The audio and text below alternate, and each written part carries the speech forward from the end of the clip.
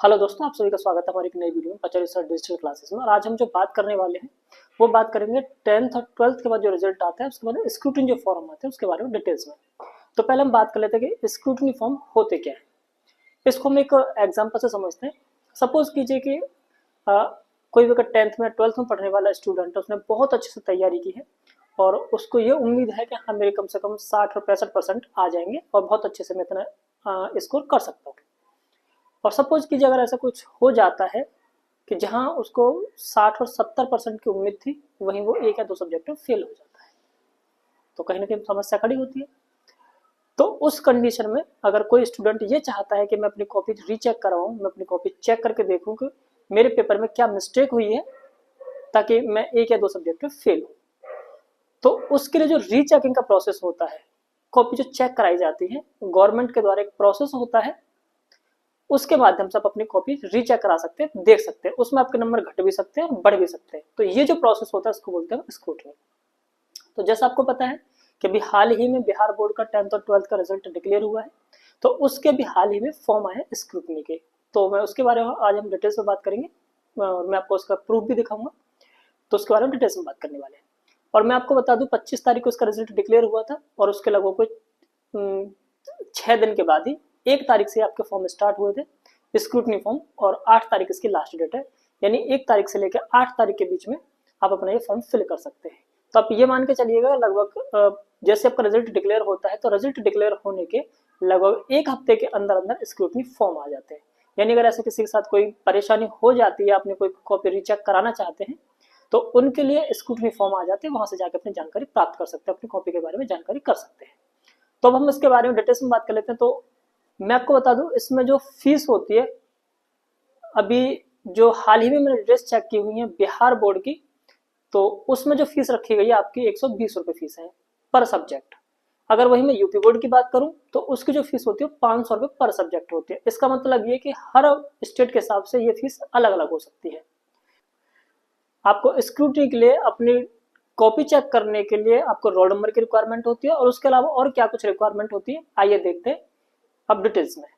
Bihar board की तरफ से स्क्रूटनी के संबंध में आवश्यक सूचना है, तो देखते हैं इसके बारे में डिटेल्स में। यहाँ पे साफ साफ लिखा हुआ है, इंटरमीडिएट वार्षिक परीक्षा 2025 की उत्तर पुस्तिकाओं की स्क्रूटनी कराने के संबंध में आवश्यक सूचना। इसमें इसके आगे लिखा हुआ है, जैसे कि हम देख ही रहे, एदत द्वारा सूचित किया जाता है कि इंटरमीडिएट वार्षिक परीक्षा 2025 में सम्मिलित परीक्षाओं का परीक्षाफल 25 मार्च 2025 को प्रकाशित किया गया है। यदि कोई विद्यार्थी अपने किसी एक विषय या एक से अधिक विषयों में अगर प्राप्तांकों से असंतुष्ट हो, तो वह अपने विषय या विषयों की उत्तर पुस्तिका के स्क्रूटनी कराने हेतु जो वेबसाइट दे रखी है, वेबसाइट है intermediate.bsebscrutiny.com, ये वेबसाइट है। इसके अलावा biharboardonline.com, ये दूसरी वेबसाइट है। इस पर दिनांक 1 अप्रैल 2025 से 8 अप्रैल 2025 तक की अवधि में 120 रुपये प्रति विषय के हिसाब से निर्धारित शुल्क के साथ ऑनलाइन आवेदन कर सकते हैं। ये इसके बारे में डिटेल्स दे रखी हैं। इसके अलावा ऑनलाइन मोड में आवेदन करने की प्रक्रिया, किस तरीके से आप अपना आवेदन कर सकते हैं। इसके लिए उत्तर पुस्तिका की स्क्रूटनी के लिए ऑनलाइन आवेदन करने हेतु समिति की वेबसाइट, जो कि ऑफिशियल वेबसाइट दी हुई है, इस पर जाके apply for scrutiny intermediate annual exam के तौर पर लिंक पे जाके परीक्षार्थी अपना रोल कोड, रोल नंबर और जन्म तिथि, डेट ऑफ बर्थ, एग्जाम्पल आपको दिया हुआ है, इस तरीके से आप कर सकते हैं। ये करते हुए पासवर्ड क्रिएट कर रजिस्टर्ड करेंगे। इस पासवर्ड को परीक्षा विद्यार्थी भविष्य में अपने उपयोग के लिए सुरक्षित रखेंगे। ये इसका तरीका है। नंबर 2 दिया हुआ है, रोल कोड, रोल नंबर एवं पासवर्ड का उपयोग करते हुए लॉगिन करेंगे। इसके उपरांत एप्लीकेशन फॉर्म फॉर स्क्रूटनी प्रदर्शित होगा, जिसमें विद्यार्थी का सभी विवरण विषय सहित उपलब्ध रहेगा। नंबर 3 देख लेते हैं, जिस विषय या विषयों में विद्यार्थी को उत्तर पुस्तिका की स्क्रूटनी कराने के लिए ऑनलाइन आवेदन करना हो, वे इस विषय या विषयों के सामने अंकित चेक बॉक्स के अंदर मार्क करेंगे। ये इसका नेक्स्ट पॉइंट है। नंबर 4 की बात कर लेते हैं, तत्पश्चात फीस पेमेंट करना पड़ेगा आपको। इसके बाद आपका जो फीस का पेज है वो आपको उपलब्ध रहेगा।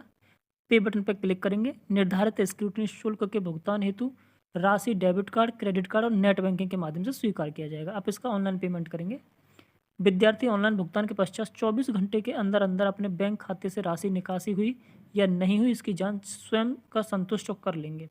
यानी जब आपका पेमेंट हो जाए तो इसके लिए आपको 24 घंटे का वेट करना होगा, उसके बाद आपको पता आप अपने आप से खुद से चेक कर लीजिएगा आपका पेमेंट हुआ है या नहीं हुआ है। और इसमें यह भी लिखा हुआ है, खाता से राशि की निकासी के पश्चात समिति के खाता में जमा नहीं होने की स्थिति में संबंधित आवेदन अपूर्ण मानते हुए स्वीकार नहीं किया जाएगा। अगर आपका पेमेंट नहीं हुआ है तो आप ये समझ के चलिएगा कि आप इसके लिए एलिजिबल नहीं हैं।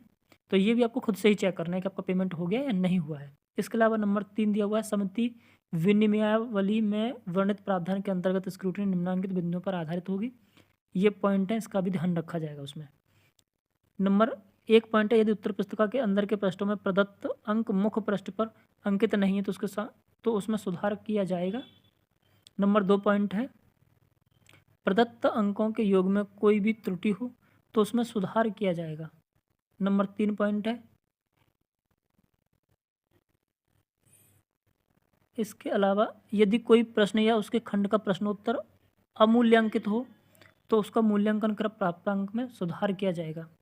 इसके अलावा स्क्रूटनी के परिणाम स्वरूप अंक बढ़ सकते हैं, घट सकते हैं या यथावत भी रह सकते हैं।